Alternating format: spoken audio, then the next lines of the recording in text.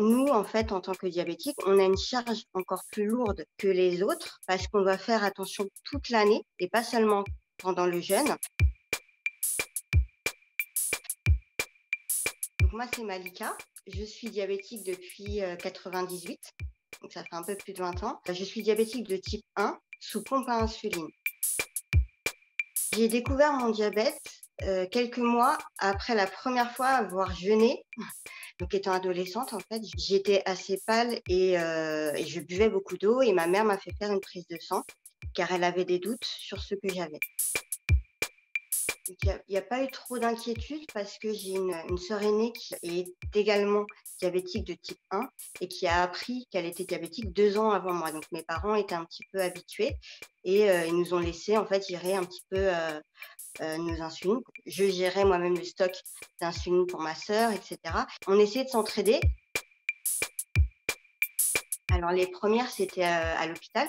C'était bizarre et en même temps, c'était à l'époque une piqûre à la seringue. Donc c'est des aiguilles beaucoup plus grosses que celles du stylo. Ça a été quand même particulier à voir en fait et puis à vivre. J'ai eu l'occasion de jeûner une fois avant d'être diabétique pendant 1 mois. J'ai très mal vécu en fait l'année d'après. C'était dur. C'est dur pour un musulman de ne pas jeûner. C'est vrai que pour moi en fait, au niveau du jeûne, par rapport au Ramadan, je ne change pas en fait ma manière, je ne change pas mes habitudes alimentaires. Après, il y a tout le côté culturel et sacré du mois, ça c'est particulier. Mais au niveau du jeûne, je ne change pas mes habitudes. C'est un petit peu comme d'habitude. J'ai essayé en fait un programme qui part en fait d'un jeûne intermittent pendant 10 jours. Donc c'est-à-dire manger le matin, manger le soir et le midi ne pas manger de sucre. Très rapidement, j'ai dû me rajouter 15 à 20 grammes de sucre parce que sinon j'étais en hypo.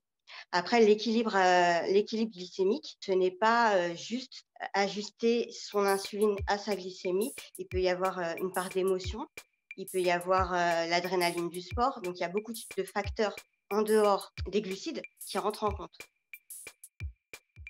Bah, là, on y va parce qu'il y a eu énormément de progrès au niveau de la médecine pour notre quotidien. Pouvoir en fait s'injecter son insuline sans avoir à calculer le nombre de glucides qu'on va manger, le rapport en fait entre la glycémie qu'on a aujourd'hui, ce qu'on va manger, combien est-ce qu'on doit s'injecter d'insuline. Et ça, petit à petit, en fait, on y va.